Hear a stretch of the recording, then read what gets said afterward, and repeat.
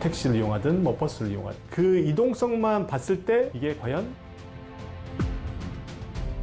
강릉역에서 딱 내리면 하루 앞에 시내가 연결이 된다는 점입니다. 그 당시 금광로로 가자고 그랬었는데 금광로로 가버리면은 시장이 지금처럼 활성화가 안 옛날 감성을 살리되 요즘 사람들이 좋아하는 입맛의 음식들을 경포나 오죽헌 쪽으로 가던 고객들이 지금은 시장부터 들립니다.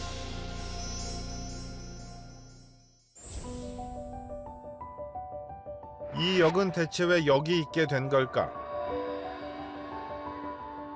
도심에서 너무 멀리 떨어져 있는 KTX 역들. 문화재 때문에 도심에서 멀리 떨어졌다는 경주역. 아무래도 이 역이 좀 외곽에 있다 보니까 이곳에서 도심까지 가는데 불편하고 자가용을 가지고 오지 않은 사람들은 대중교통을 이용할 수밖에 없는데 중간에 노선이 변경되면서 도시 외곽 애매한 위치에 놓인 울산역. 택시를 이용하든 뭐 버스를 이용하든 그 이동성만 봤을 때 이게 과연 잘 구축이 되었느냐. 원도심과 멀리 떨어져 있는 허허벌판의 썰렁한 서원주역에다 KTX역이 맞는지 의문이 들 정도로 한적한 공주역까지. 우리는 지방 소멸의 원인 중 하나로 광역철도 노선의 효율성을 떨어뜨리는 연계교통 문제를 지적해 왔습니다. KTX역을 이제 곳곳에 해준다고 하더라도 KTX역에서부터 도심까지 시내까지 갈 수 있는 그런 연계교통을 충분히 지자체에서 해주지 못한다면 사실 그 시설에 대한 활용성이 낮아질 수밖에 없는 거고. 사실은 이제 아예 처음부터 우리가 도시를 계획하고 뭐 만들 때 조금 더 대중교통 중심적인 어떤 도시 계획을 했고 지역 계획을 했으면 아마 조금 더 편한 솔루션들이 많이 있었을 텐데 지금은 이미 사실은 굉장히 많이 승용차 중심적인 형태. 그래서 이번에는 역 하나만 제대로 잘 구축하더라도 지역에 어떤 긍정적인 영향을 미칠 수 있는지 그 반대 사례를 찾아보기로 했습니다. 앞선 역과 대조적으로 해마다 300만 명이 이용한다는 강릉역.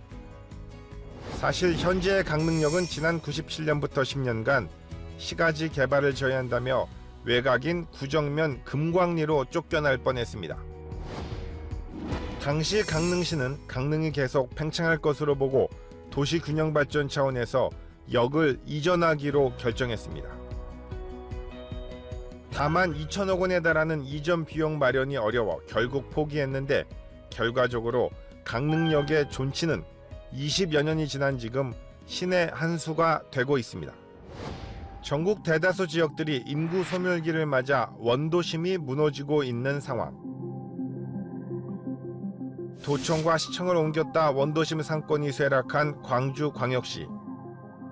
여기는 완전히 지금은 뭐 상가들이 몇 개 안 남았어요. 원도심 쇠퇴로 해법을 찾지 못하고 있는 전북 익산. 특히나 이제 저런 원도심 같은 데는 불도 다 꺼져 있고 그러니까 옛날에 그 휘황찬란했던 그런 문화는. 한때 전국 3대 상권이었던 동성로마저 힘을 쓰지 못하고 있는 대구광역시 등과 달리 강원도 강릉은 여기 도심 한복판에 위치한 덕분에 오히려 상권이 살아나고 관광객이 늘어나는 특수를 누리고 있기 때문입니다. 강릉역에서 딱 내리면 눈에 띄는 것이 바로 앞에 저렇게 시내가 연결이 된다는 점인데요. 저희가 다녀본 많은 지방 도시들이 원도심이 쇠락하고 인구가 빠져나가면서 그 공동화 현상이 벌어지는 것과 달리 이 강릉 같은 경우는 이 역에서 그 방문하는 많은 유동 인구가 그 인구가 줄어드는 그 부분을 상쇄하고도 남는다, 이런 생각이 들고 있습니다. 강릉은 올해 강원도 관광객 소비 지출 1위의 도시가 됐습니다. 부동의 1위였던 춘천을 작년부터 밀어내기 시작했습니다. 연간 방문객이 3천만 명으로 추산되며 세계 100대 관광 도시에 진입했습니다. 이는 전통의 인기 관광지 경포대 때문만은 아닙니다. 바로 강릉역에서 내려 걸어갈 수 있는 강릉중앙시장이 젊은 MZ세대들의 성지로 거듭났기 때문입니다. 재래시장과 MZ의 결합이라니 그 이유가 궁금했습니다. 옛날에는 휴가 이런 거 오면 네. 시장은 젊은 친구들이 안 왔었거든요. 근데 그쵸. 오늘 저희가 와보니까 엄청 많아요. 맞아요. 요즘에는 왜 시장을 많이 오는 것 같으세요? 일단 SNS나 이런 데서도 시장이 약간 기본적으로 가야 할 곳이라고 뜨기도 하고 옛날에는 시장이 많았는데 요새는 없어지니까 이런 지역에 놀러 오면은 중앙시장 이런 데 한 번씩 찾아보는 것 같아요. 강릉중앙시장은 다른 재래시장과 어떻게 다를까? 옛날 감성들이 좀 살아있기도 하고 요즘에는 옛날 감성을 살리되 요즘 사람들이 좋아하는 입맛의 음식들을 좀 많이 해주시는 것 같아서 찾게 되는 것 같아요. 무조건 옛날 거라고 좋아하는 건 아니고 약간 그거를 같이 하는 옛날 것도 볼 수 있고 요즘 사람들이 좋아하는 것도 볼 수 있는 그런 시장에서 많이 오는 것 같아요. 그래서. 바닷가에 와도 회는 별 관심이 없다는 이들의 달라진 감성. 그러면 저 경포대나 뭐 회 먹으러 가거나 이런 건 안 가실 거예요? 회를 못 먹어서 사실 해변에 가도 회는 안 먹고 해변도 봤다가 중앙시장도 왔다가 해변 갔다가 다시 왔다가 집에 가는 그런 코스로 짠 것 같아요. 경포대 이런 데도 갈 건데 요즘 그냥 시장에서 닭강정 같은 거 많이 사 먹는 데 갖고 사 먹으러 왔어. 그다음에 이제 커피거리 같은 데 가고 안목해변 뭐 이런 데 많이. 볼거리 많은 바닷가 마을. 자가용이 없어도 기차를 타고 도착할 수 있는 바다. 그리고 걸어서 한 바퀴 둘러볼 수 있는 볼거리 많은 동네. 무엇보다 입소문을 타고 젊은이들의 발길이 이어지자 상권은 살아나고 지역 전체는 활기가 넘칩니다. SNS 등에서는 강릉중앙시장에 관한 글들이 넘쳐납니다. 요즘은 활성화가 엄청 많이 되고 젊은 분들도 많이 오시고요. 젊은 분들이 KTX 타고 강릉 가깝잖아요. 오면은 일단 시장을 둘러서 먹거리들도 많이 형성이 돼서 시장이 많이 활성화가 됐어요. 시장 중에서도 제일 힘든데 어디예요? 그렇죠. KTX 기차역에서 이까지 오는 건 도보로도 15분에서 20분 사이로 올 수 있거든요. 그래서 젊은 분들이 많이 활성화가 됐어요. 먹거리들 뭐 고로케나 콩빵, 뭐 튀김 종류 해갖고 쫙 형성이 됐어요. 상인들은 만약 과거에 강릉역이 도심 외곽으로 이전됐다면 지금처럼 강릉의 원도심이 활성화되지 못했을 거라고 말합니다. 강릉처럼 작은 도시 20만이 채 안 되는 도시는 여기 딴 데로 지역으로 빠져버리면은 인구 분산 때문에 경제적으로도 많이 이제 파탄이 올 거고 인구가 모이지 않으면 장사가 안 되거든요. 그 당시 금광리로 가자 그랬었는데 금광리로 가버리면은 아마 시장이 지금처럼 활성화가 안 됐을 거예요. 근데 지금 한 15년 지나고 나서 보니까 그때 안 가길 잘했다는 생각이 듭니다. 많은 지방 도시들은 2000년 초반부터 노후한 원도심을 방치한 채 지역 외곽에 신도시를 지었습니다. 문제는 우리나라 인구가 이때부터 줄어들기 시작했다는 점입니다.